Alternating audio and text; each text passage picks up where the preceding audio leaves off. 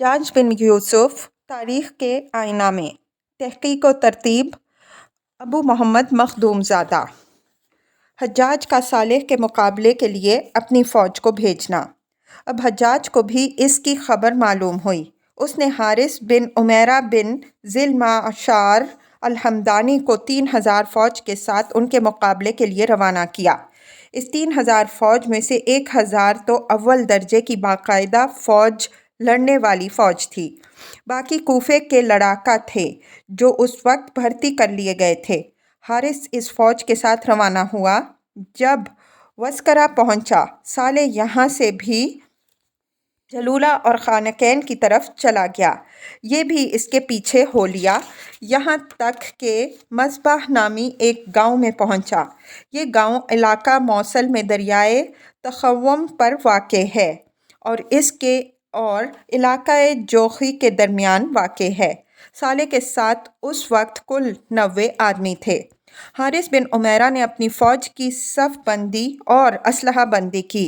अपने मैमना पर अबू रवा अश-शाकिरी को और मेरे ऊपर ज़ुबैर बिन अर्रूह तैमी को सरदार मुकर्रर किया और असर के बाद खारजियों पर हमला कर दिया। साले ने अपनी जमात के 3 हिस्से कर दिए।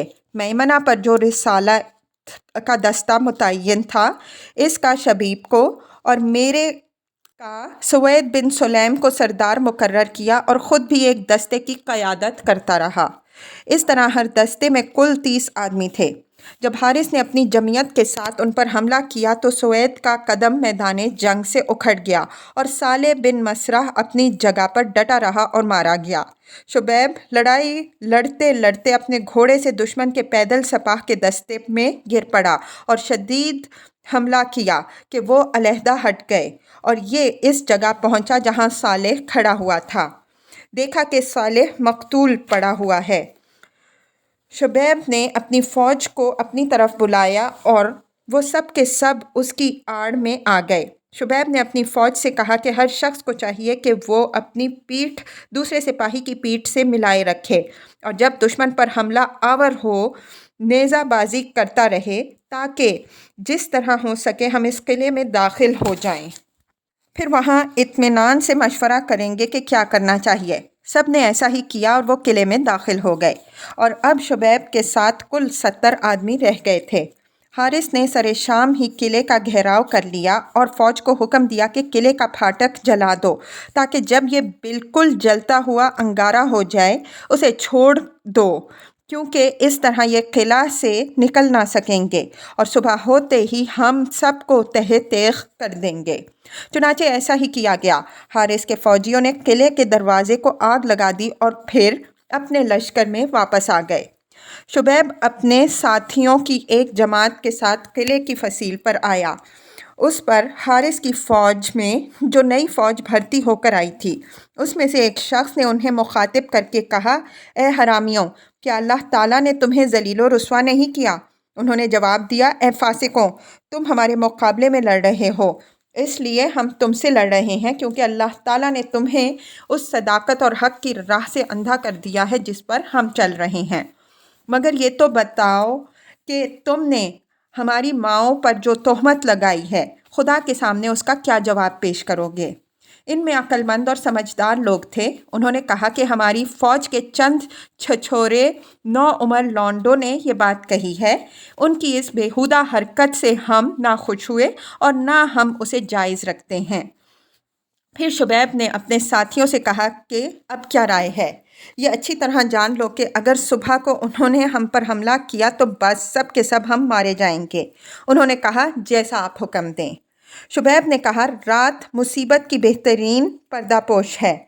चाहे मेरे हाथ पर या अपने में से किसी और शख्स के हाथ पर बैत कर लो और हमारे साथ किले से निकलकर दुश्मन पर खुद इसके लश्कर गाह में पहुंचकर हमला कर दो, क्योंकि वो इस बात से बिल्कुल बेखौफ होंगे कि हम उन पर शब-खून मारेंगे और मुझे उम्मीद है कि इस तरह अल्लाह ताला तुम्हें इन पर फ़तह देगा। सब ने कहा, बेहतर है, हम ही आप अपना हाथ लाइए ताकि हम सब उस पर बैत करें। चुनाचे सब ने बैत की और उसे अपना अमीर मुकर्रर कर लिया। अब सब के सब किले में से बाहर निकलने के लिए चले। दरवाजे पर पहुंचकर देखा कि वो एक अंगारा बना हुआ है। उन्होंने आग को बुझा दिया और इस तरह दरवाजे से गुजर आए। इस वाक़े के बाद का इल्म हारिस और उसकी फ़ौज को उस वक्त तक मुतलकन ना हो सका ता वक्त ये कि शुबैब की फ़ौज ने हारिस के लश्करगाह के वस्त में उन पर तलवार चलानी शुरू ना कर दी। हारिस लड़ता हुआ मैदान जंग में गिर पड़ा। उसके साथियों ने उसे उठाया और शिकस्त खा के भागे और तमाम लश्कर और उसमें जो कुछ था सब अपने दुश्मन के लिए छोड़कर चलते हुए और मदाइन जाकर दम लिया। ये पहली फ़ौज थी जिसे शुबैब ने शिकस्त दी। मंगल के दिन अभी माह जमादुल अव्वल के ख़त्म होने में 13 दिन बाकी थे कि सालेह बिन मसराह मैदान जंग में मारा गया। शुबैब के कूफा आने के असबाब व वाक़यात और उस पर हज्जाज की कार्रवाई। जब सालेह जंग मस्बाह में मारा गया तो उसके साथियों ने अब शुबैब को अपना सरदार मुकर्रर कर लिया। उसने इलाक़ा मूसल का रुख किया। सलामा बिन सार बिन अलमुदा अत्तैमी से मुलाकात हुई। शुबैब ने उसे दावत दी कि तुम भी मेरे साथ हो जाओ। शुबैब उसे उस वक्त से जानता था कि वो दफ्तर मुलाजिम था और ग़ज़वात में शरीक होता था। सलामा ने यह शर्त पेश की कि मैं इस फ़ौज में से 30 सवार मुंतखब किए लेता हूँ और उन्हें लेकर जाता हूँ। सिर्फ 3 रात तुमसे जुदा रहूँगा, फिर वापस आ जाऊँगा। शुबैब ने यह शर्त मान ली। सलामा 30 सवारों को मुंतखब करके उन्हें बनी उन्ज़ा की तरफ ले चला। इरादा उसका ये था चूँकि बनी उन्ज़ा ने उसके भाई फ़ज़ाला को कत्ल कर डाला था, ये उन शहसवारों की मदद से अपना बदला ले। फ़ज़ाला के कत्ल का वाक़या ये है कि उससे पहले फ़ज़ाला 18 शहसवारों की जमयत के साथ लूट मार के लिए निकला था। वो इलाका जहाँ के चश्मा आब पर पहुँचा जिसका नाम शजरा था। उस चश्मे पर झाव का एक दरख्त था और कबीला बनी उन्ज़ा इसके मालिक थे। जब बनी उन्ज़ा ने फ़ज़ाला को देखा तो एक दूसरे से सरगोशियाँ करने लगे कि हम इसे कत्ल कर डालें और इसका सर अमीर के पास ले चलें तो हमें इनाम व अकराम मिलेगा। सब ने इत्तेफाक कर लिया कि ज़रूर इसे कत्ल करना चाहिए, मगर बनु नज़र जो फ़ज़ाला के मामू होते थे उन्होंने इसकी मुखालिफत की और कहा कि हम अपने अजीज़ के कत्ल में हरगिज़ तुम्हारी मुवाफ़क़त ना करेंगे। बहरहाल बनी उन्ज़ा ने फ़ज़ाला की जमात पर हमला किया और उन सब को कत्ल करके उनके सर काट कर अब्दुल मलिक के पास भेज दिए। उसी अब्दुल मलिक ने इन लोगों का बानकिया में वतन दार बनाया और अगरचे इस वाक़े से पहले उनकी माशें थोड़ी थीं, इन्हें जागीरें अता कर दीं। सलामा ने अपने भाई के कत्ल और उसके मामू की तर्क नुसरत पर शेर कहा। वमा खलत अख्वाल अलफ़ता यसलमूना लवक़हत सलाह क़ब्ल मा फ़अलतु नसर। बनी नसर की इस हरकत से पहले मुझे कभी ये ख्याल ना था कि किसी शख्स के मामू उसे हथियारों से कीमा होने के लिए सुपुर्द कर देते हैं। सलामा के भाई फ़ज़ाला ने सालेह और शुबैब के मुहिम ले जाने से पहले हुकूमत वक्त के ख़िलाफ़ सर उठाया था। गर्ज ये कि जब सलामा ने शुबैब के हाथ पर बैत की और उस वक्त ये शर्त कर ली थी कि वो 30 शहसवारों को अपने साथ ले जाएगा, चुनाचे उसने ऐसा ही किया और बनी उन्ज़ा की क़यामगाह पर पहुंचा और एक एक मोहल्ले को कत्ल करता हुआ उनके उस फरीक में जा पहुंचा जिसमें उसकी खाला भी थी। ये अपने बेटे पर जो कि बालिग नौजवान था उसकी जान बचाने के लिए छा गई और अपने पस्तान सलामा के सामने कर दिए और कहा कि मैं तुझे इस क़राबत की कसम दिलाती हूँ तो तू मेरे बेटे को ना मार। सलामा ने एक ना सुनी और कहा कि बाखुदा जब से फ़ज़ाला चश्मा शजरा पर उतरा था मैंने नहीं देखा। इससे मुराद उसका भाई था। तो इससे अलहदा हो जा वरना मैं तेरे पस्तान को नेज़े से परो दूँगा। वो अपने बेटे को छोड़कर अलहदा हो गई और सलामा ने उसे कत्ल कर दिया। अब शुबैब अपने साथियों के साथ राज़ान की तरफ चला। بنی تمیم بنی شیبان کے ایک گروہ کو اس کے آنے کی خبر ہو گئی۔ وہ لوگ اس سے خوف زدہ ہو کر بھاگے اور دیر خرزاد پر جو حوالیہ کے پہلو میں واقع ہے مقیم ہے۔ اس کے ہمراہ ان کے قبیلے والوں کے سوا اور لوگوں کی بھی تھوڑی سی تعداد تھی، اور اس طرح ان کی مجموعی تعداد 3000 کے قریب تھی، حالانکہ شعیب کے پاس کل 70 یا اس سے 2-4 زیادہ شہسوار تھے۔ شعیب نے انہیں بھی جال لیا، یہ لوگ اس سے ڈر کر قلعہ بند ہو گئے۔ رات کے وقت شعیب 1200 سواروں کے ساتھ اپنی ماں کے پاس چلا گیا، جو کوہ ساتید کے پہلو میں عربوں کے ایک خیمہ میں مقیم تھی۔ اس نے اپنے ساتھیوں سے کہا کہ میں اپنی والدہ کو لے آتا ہوں اور پھر ہمیشہ اسے اپنے ہی لشکر میں رکھوں گا جب تک کہ موت ہمارے آپس میں جدائی نہ ڈال دے۔ میں اسے اپنے پاس سے جدا نہ ہونے دوں گا۔ بنی تیم بنی شیبان کے 2 شخص اپنی جان بچانے کے لیے قلعے سے اترے اور اپنی قوم کے ان لوگوں سے جو اس وقت مقام جاں میں جو ان سے ایک گھڑی دن کی مسافت پر واقع تھا مقیم تھے جا ملے۔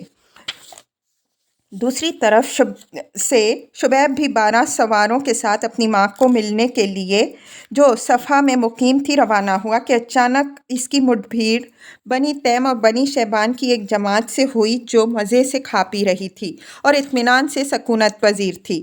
انہیں مطلقاً خبر نہ تھی کہ شعیب اس وقت ان کی جائے قیام کے پاس سے گزر رہا ہے۔ یہ کیسے ہو سکتا تھا کہ اسے ان کی خبر نہ ہو؟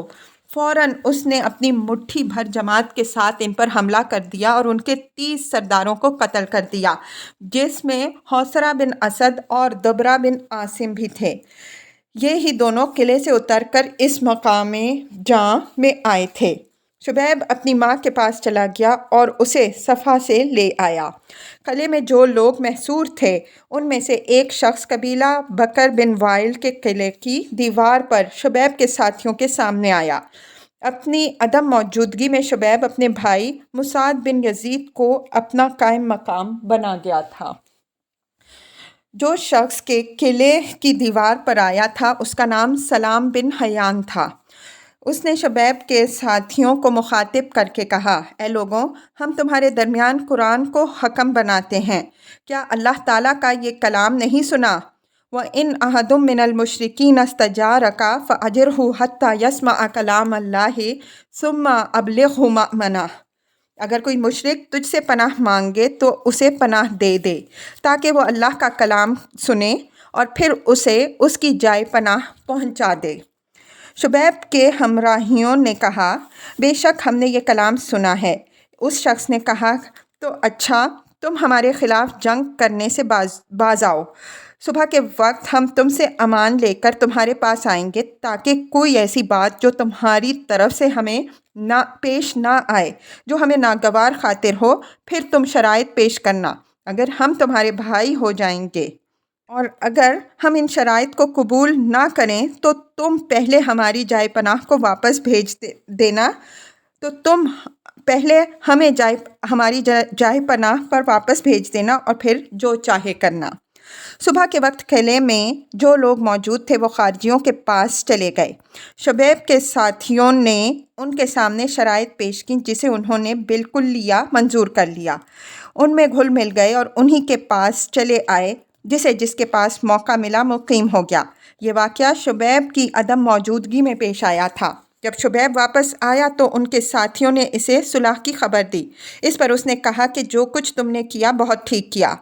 شعیب نے پھر سفر شروع کیا، پھر جماعت اس کے ساتھ ہوئی اور ایک جماعت وہیں مقیم رہی۔ اس روز ان کے ہمراہ ابراہیم بن حجر الحکمی ابو الکثیر بھی جو بنی تیم بن شابان کے ساتھ مقیم تھا جنگ کے لیے روانہ ہوا۔ شعیب علاقہ موصل کے ملحقہ علاقے میں اس کو عبور کر کے آذربائیجان کی طرف چلا گیا۔ راستے میں سفیان بن ابی الاعلیٰ سے جو رسالے کے ساتھ تھا آمنا سامنا ہوا۔ سفیان کو حکم دیا گیا کہ اس رسالے کے ساتھ طبرستان جائے۔ मगर चूँकि हाकिम तबरिस्तान से सुलह हो चुकी थी इसलिए उसे फिर हुक्म दिया गया कि वापस चले आओ। चुनाचे ये अब तकरीबन 1000 सवारों के साथ तबरिस्तान से वापस आ रहा था कि शुबैब से इसका सामना हो गया। हज्जाज का एक ख़त सुफियान के पास आया था जिसमें उसे हुक्म दिया गया था कि तुम अपनी जमियत के साथ दस्करा जाकर ठहरे रहो, और जब हारिस बिन उमैरा अल-हमदानी की फ़ौज जिसने सालेह को कत्ल किया था और मुनाजरा का रसाला तुम्हारे पास पहुंच जाए तब तुम शुबैब का रुख करना और इससे दो दो हाथ कर लेना। चुनाचे जब ये ख़त आया तो वो रवाना हुआ और दस्करा में आकर फ़रोकश हुआ। दूसरी तरफ कूफे और मदाइन में हारिस बिन उमैरा की फ़ौज के जो लोग थे उनमें ऐलान कर दिया गया कि जो शख्स के सुफियान बिन अल-आलिया के पास दस्करा में ना जाएगा उसके तमाम हुकूक ख़त्म हो जाएंगे। बहरहाल ये फ़ौज सुफियान के पास आई। इसी तरह बनी मुनाजरा का रसाला भी पहुंचा। उनकी तादाद 500 थी और सूरा बिन अबजर अतैमी उनका सरदार था, सवाए 50 आदमियों के जो पीछे रह गए थे और ना आए थे। बाकी तमाम फ़ौज सुफियान के पास पहुंच गई। सूरा ने सुफियान से कहला भेजा था कि जब तक मैं तुम्हारे पास ना आ जाऊं तुम हरगिज़ अपने फ़ौजी क़यामगाह से आगे ना बढ़ना।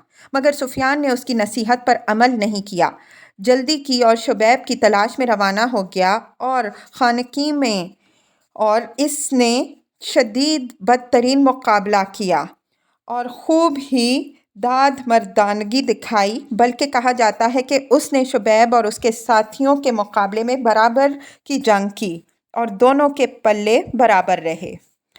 सुवैद बिन सुलैम ने अपने साथियों से मुखातिब होकर पूछा कि क्या कोई शख्स तुम में से हमारे मद्दे मुकाबिल दुश्मन के सरदार इब्ने अबिल आलिया को पहचानता है?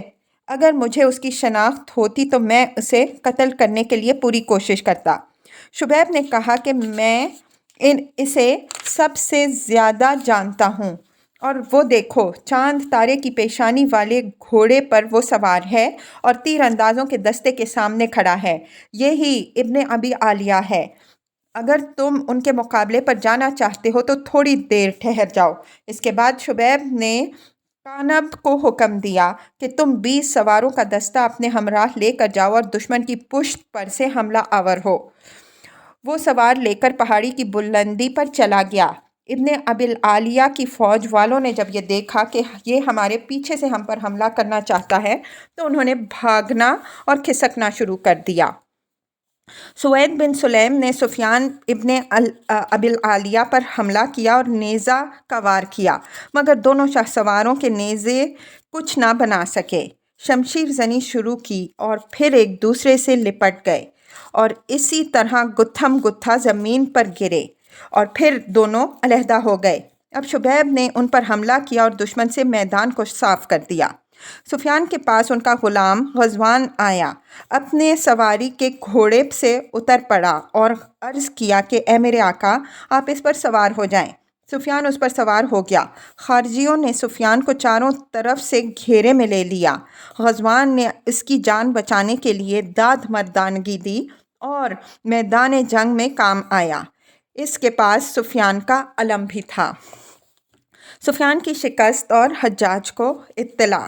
सुफियान इस मार्के से भाग के बाबल बरोज़ महरोज़ पहुंचा और ये ख़त इस वाक़े के मुताल्लिक़ हज्जाज को लिखा। हम्दो सलाह के बाद मैं अमीर को खुदा हमेशा आपके कामों की इस्लाह करता रहे, इत्तला देता हूँ कि मैंने इन खारजियों का ताक़ुब किया और खानकी में इन्हें जा लिया। मैंने इनसे जंग की। अल्लाह ताला ने उन पर सख्त नुकसानात आयद किए और हमें इन पर फ़तह इनायत की। इसी असना में मैं इनकी मदद के लिए एक और जमात जो वहाँ थी आ गई और इसने हमारी फ़ौज पर हमला किया और शिकस्त दी।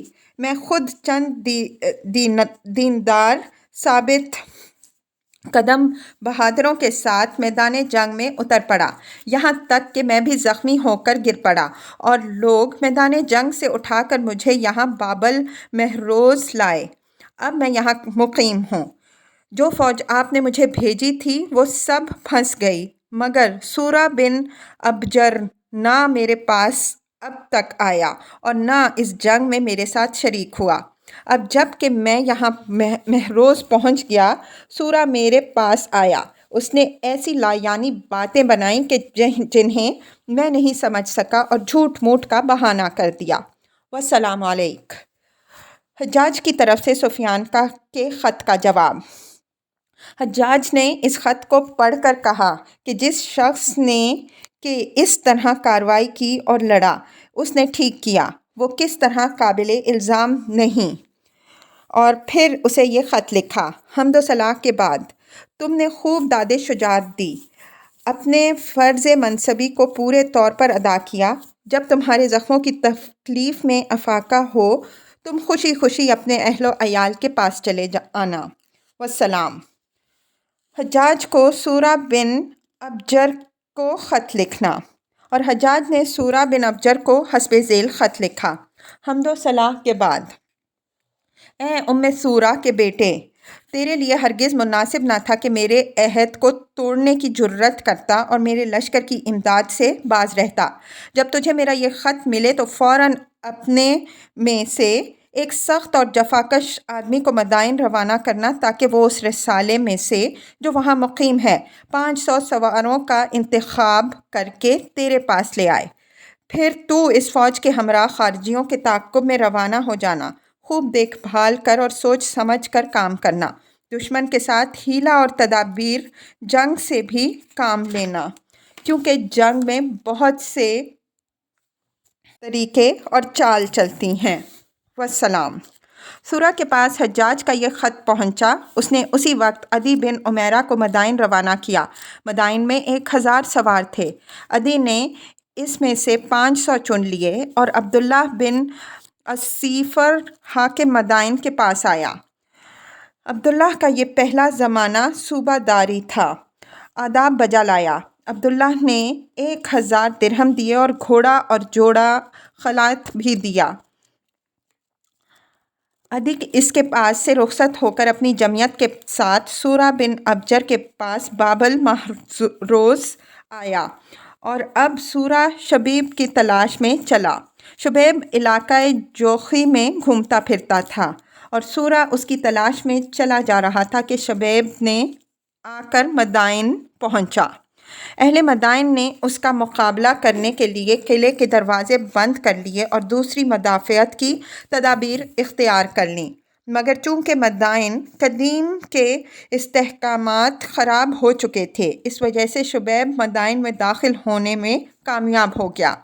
مال غنیمت میں فوج کے گھوڑے اور دوسرے جانوروں کی ایک بڑی تعداد اس کے ہاتھ آئی۔ جو شخص سامنے آیا، خارجیوں نے اسے قتل کر ڈالا، مگر لوگوں کے گھروں میں داخل نہیں ہوئے۔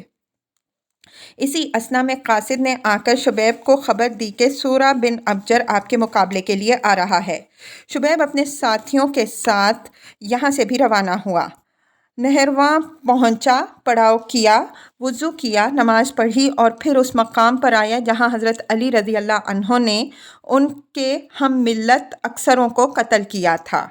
خارجی یہاں پہنچے، اپنے بھائیوں کے لیے دعائے مغفرت کی، حضرت علی رضی اللہ عنہ اور شیعان علی سے اپنی بے تعلقی کا اظہار کیا اور بہت دیر تک رونے دھونے کے بعد آگے بڑھے۔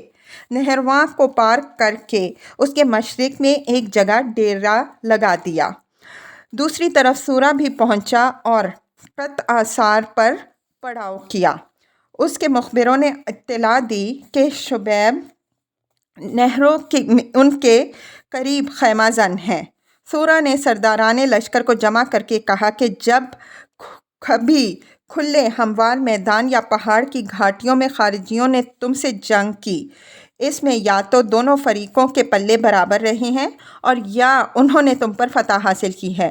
مجھ سے بیان کیا گیا ہے کہ ان کی تعداد 100 سے کچھ ہی اوپر ہے، اس لیے میں نے سوچا ہے کہ میں تم میں سے 300 شہسوار ایسے منتخب کر لوں جو سب سے زیادہ لمبے قد کے اور بہادر ہوں اور انہیں لے کر اسی وقت دشمن پر حملہ کر دوں، کیونکہ انہیں بالکل یہ خیال نہ ہوگا کہ ہم ان پر شب خون ماریں گے۔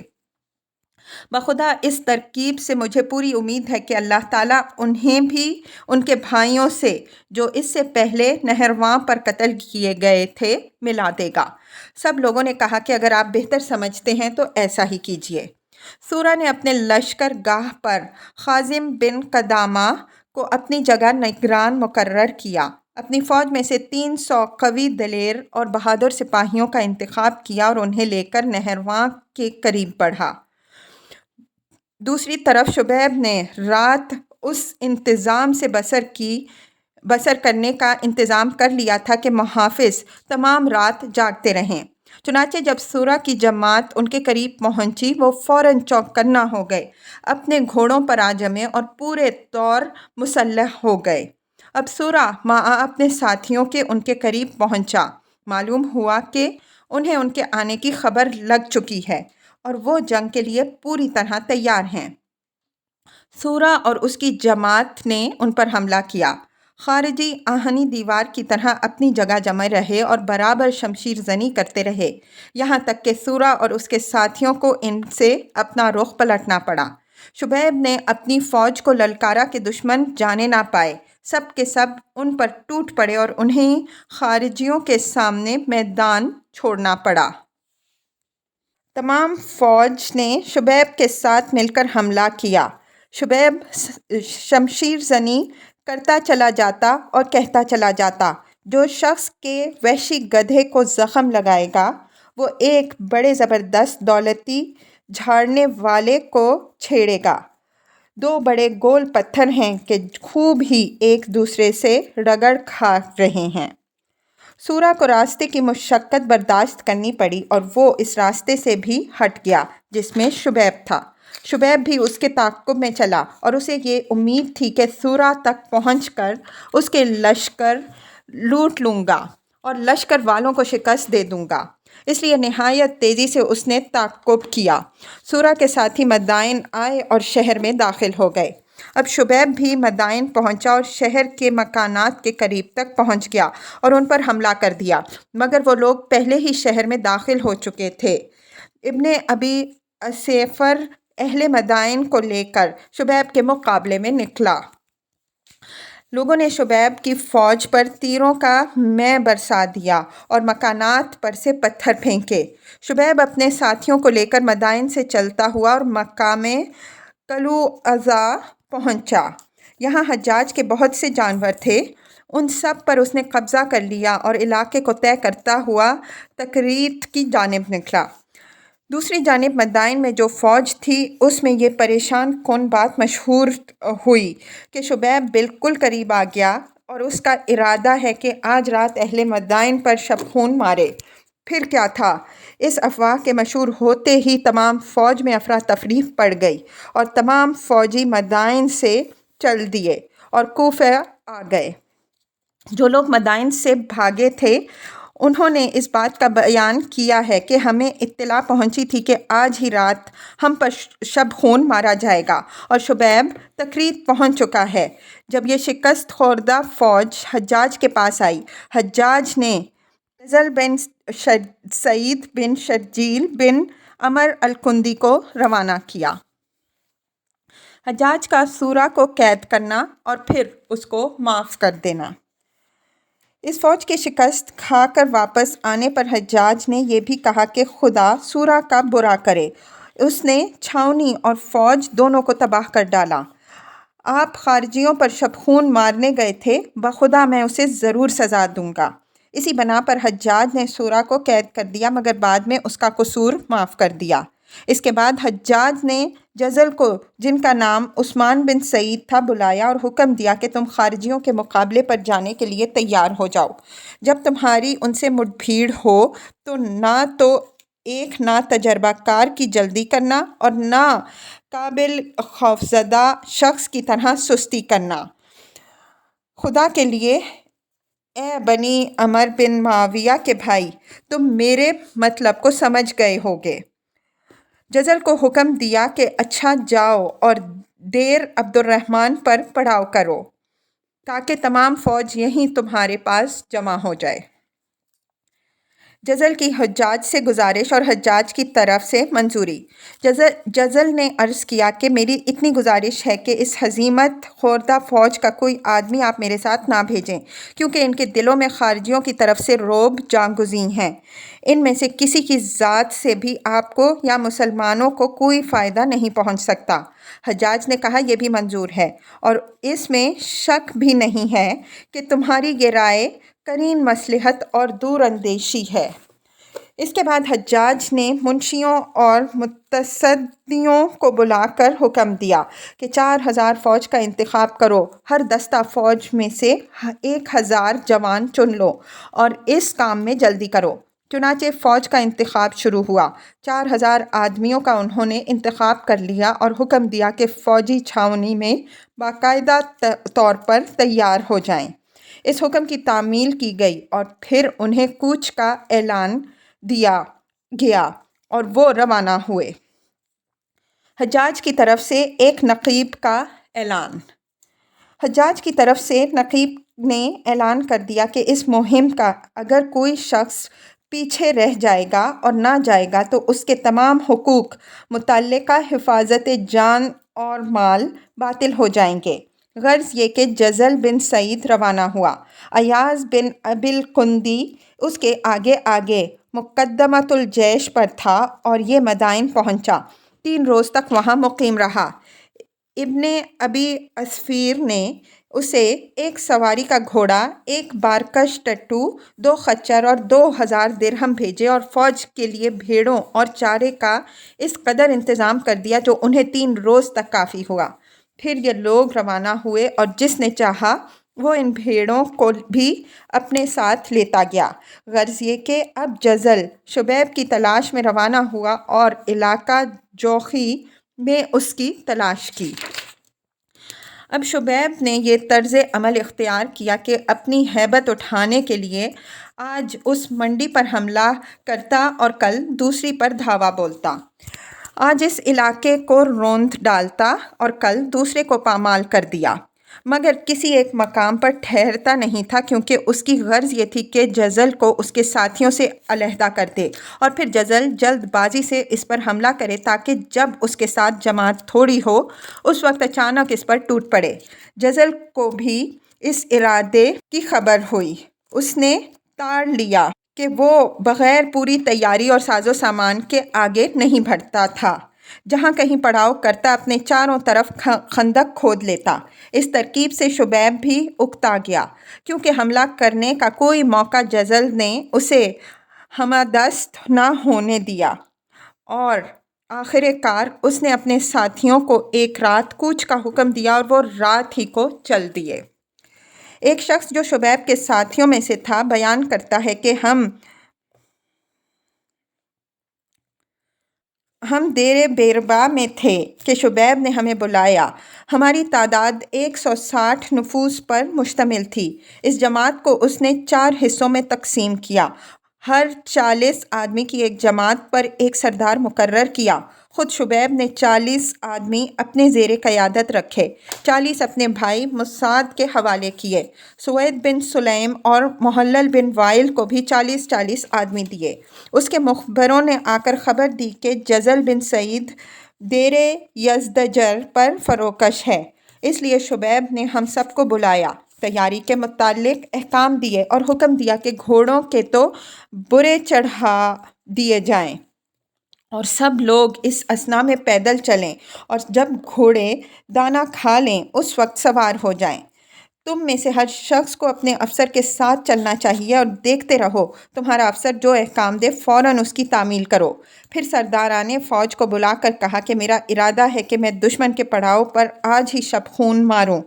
اپنے بھائی مسعد کو حکم دیا کہ پہلے دشمن پر حملہ کرنا، پھر وہاں سے ہٹ کر حلوان کی سمت سے ان کے عقب سے حملہ کرنا۔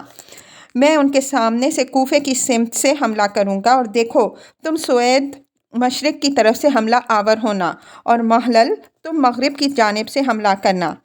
ہر شخص کو اسی سمت سے حملہ آور ہونا چاہیے جو ان کے حملے کے لیے مقرر کر دی گئی ہے، اور ان پر اس وقت تک حملہ نہ کرنا اور نہ انہیں للکارنا جب تک کہ میں حکم نہ دوں۔ غرض یہ کہ ہم نے پوری تیاری کر لی ہے۔ راوی بیان کرتا ہے کہ میں خود اس جماعت میں تھا جو شبیب کے زیر قیادت تھی۔ جب ہمارے گھوڑے نے دانہ کھا لیا اور ابھی بالکل اول شب تھی کہ ہم روانہ ہوئے اور دیر خرارہ کے قریب پہنچے، وہاں جا کر دیکھا کہ ہمارے دشمن کی ایک جماعت بیرونی چوکی پر دیکھ بھال کے لیے مستعد ہے اور ایاز بن ابی الکندی اس کا سردار ہے۔ پہنچنے کے ساتھ ہی شبیب کے بھائی مسعد نے 40 آدمیوں کی جماعت سے ایاز پر حملہ کر دیا۔ مسعد شبیب کے آگے تھا اور اس کا ارادہ تھا کہ شبیب سے آگے پہنچ کر دشمن کی پشت کی طرف سے حملہ کر دے جیسا کہ شبیب نے حکم دیا تھا، مگر جب اس جماعت سے اس کی مٹ بھیڑ ہوئی اس نے ان سے جنگ شروع کر دی۔ دشمن تھوڑی دیر تک ثابت قدمی سے لڑتا رہا، پھر ہم سب ان کی طرف جھپٹ پڑے، ان پر حملہ کیا اور انہیں شکست دی۔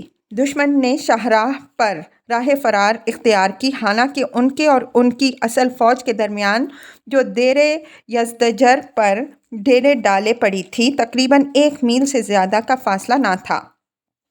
شبیب نے ہم سے کہا کہ اے مسلمانوں کے گروہوں، دشمنوں پر چڑھ دوڑو اور ان سے اتصال قائم رکھو تاکہ اگر تم سے ہو سکے تو تم انہیں کے ساتھ ان کے پڑاؤ میں داخل ہو جاؤ۔ چنانچہ ہم نے ان کا بڑا ہی سخت تعاقب کیا، ان سے چمٹے رہے، مطلقاً انہیں ڈھیل نہ دی اور وہ شکست کھا کر بھاگ رہے تھے۔ ان کے مقابلے میں تاب نہ تھی اور چاہتے تھے کہ جس طرح ہو سکے اپنے پڑاؤ میں پہنچ جائیں۔ غرض کہ اہل کوفہ اپنی قیام گاہ تک پہنچے، مگر ان کے ساتھیوں نے انہیں لشکر گاہ میں داخل ہونے سے باز رکھا اور ہم پر تیروں کی بارش کی۔ ان کے مخبروں نے انہیں پہلے ہی سے ہماری نقل و حرکت کی اطلاع دے دی تھی۔ جزل نے اپنے چاروں طرف خندق کھود لی تھی اور حفاظت کی تمام تدبیریں اختیار کر رکھی تھیں اور حفاظت کے لیے یہ بیرونی چوکی بھی قائم کر دی تھی جس سے دیر خرارہ پر ہمارا مقابلہ ہوا تھا۔ اس طرح اور بھی چوکی تھی جو حلوان کے قریب راستے پر قائم کی گئی تھی۔ جب ہم نے دیر خرارہ والی چوکی پر حملہ کر کے اس کی جماعت کو ان کے اصل لشکر گاہ میں واپس جانے پر مجبور کر دیا تو دوسری چوکیوں والے بھی اپنے اپنے مقامات سے جہاں وہ متعین تھے واپس چلے آئے، مگر انہیں بھی اس لشکر گاہ والوں نے اپنے احاطے میں داخل ہونے سے روکا اور کہا کہ دشمن سے لڑو اور تیروں سے اپنی مدافعت کرو جو چوکی کے حلوان سے قریب متعین کی گئی تھی۔ اس پر عاصم بن حجر اور ایک دوسری پر واصل بن حارث سردار تھے۔ جب یہ تمام جماعتیں ایک جگہ جمع ہو گئیں، شبیب نے ان پر حملہ کرنا شروع کر دیا اور خندق تک پیچھے ہٹنے پر مجبور کیا، مگر لشکر والوں نے خارجیوں پر اس قدر تیر برسائے کہ انہیں ہٹا دیا۔ شبیب نے جب دیکھا کہ وہ دشمن تک نہیں پہنچ سکتا، اس نے اپنے ساتھیوں کو حکم دیا کہ اب انہیں چھوڑ دو اور یہاں سے چلتے بنو۔ خارجی حلوان کی سمت چلے اور جب اس مقام کے قریب پہنچے جہاں کہ حسین بن ظفر کے قبہ استادہ میں شبیب نے اپنی فوج کو حکم دیا کہ گھوڑوں سے اتر پڑو، یہاں پڑاؤ کر لو، گھوڑوں کو دانہ کھلاؤ، اپنے کمان کو ٹھیک کر لو اور تھوڑی دیر آرام کر لو، 2 رکعت نماز پڑھو اور پھر اپنے اپنے گھوڑوں پر سوار ہو جاؤ۔ سب نے اس حکم کی تعمیل کی۔ شبیب پھر انہیں لے کر اہل کوفہ کی فوجی پڑاؤ کی طرف چلا اور کہا کہ دیکھو، انہی ہدایات پر عمل کرنا جو میں نے اول شب میں مقام دیرما پر تمہیں دی تھی۔ ان کے لشکر گاہ کو چاروں طرف سے گھیر لینا جیسا کہ میں نے حکم دیا تھا۔ غرض یہ کہ خارجی شبیب کے ہمراہ اس فوج کے پڑاؤ کی طرف بڑھے۔ اس اثناء میں اہل لشکر گاہ نے اپنے محافظ چوکیوں کے سپاہیوں کو لشکر گاہ میں آنے کی اجازت دے دی تھی اور وہ سب کے سب وہاں پہنچ چکے تھے اور ان کی طرف سے بالکل بے خوف تھے۔ جب خارجیوں کے گھوڑوں کے سموں کی آواز ان کے بالکل ہی قریب انہیں سنائی دی، تب انہیں محسوس ہوا کہ دشمن سر پر آ پہنچا ہے، ورنہ اس سے پہلے انہیں کچھ خبر نہ تھی۔ غرض یہ کہ صبح سے کچھ ہی پہلے خارجیوں نے انہیں جا لیا، انہیں گھیر لیا اور ہر جانب سے انہیں للکارنا شروع کر دیا۔ اہل کوفہ نے بھی چاروں طرف سے مقابلہ شروع کیا اور خوب تیر برسائے۔ شبیب نے اپنے بھائی مسعد کو، جو کوفہ کی سمت سے اہل کوفہ پر حملہ کر رہا تھا، اپنے پاس بلایا اور کہا کہ دشمن کے لیے کوفے کا راستہ چھوڑ دو۔ مسعد چلا آیا اور کوفے کے رخ کو اس نے ان کی پسپائی کے لیے چھوڑ دیا۔ اب بھی خارجی تین طرف سے برابر حملہ آور ہوتے رہے، یہاں تک کہ بالکل صبح ہو گئی۔ انہوں نے پھر صبح کو نہایت شدید حملہ کیا، مگر کوئی کامیابی نہیں ہوئی اور اہل کوفہ برابر مقابلے پر جمے رہے۔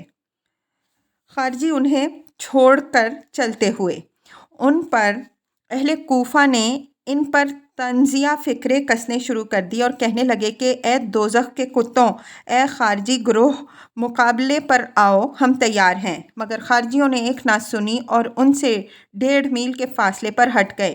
یہاں پہنچ کر انہوں نے مختصر سا پڑاؤ کیا، نماز صبح پڑھی اور براز الزور کی سمت روانہ ہوئے۔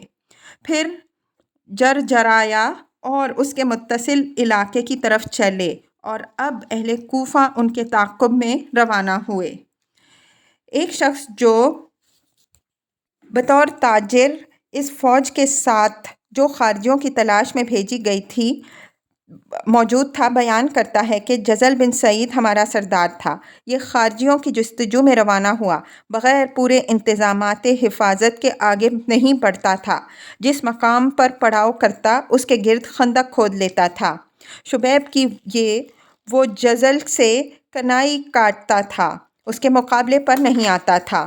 علاقہ جوخی اور دوسرے علاقوں میں تاخت و تاراج کر رہا تھا، خراج کو وصول کر لیتا تھا۔ حجاج اس حالت کو اب زیادہ عرصے تک برداشت نہیں کر سکتا تھا۔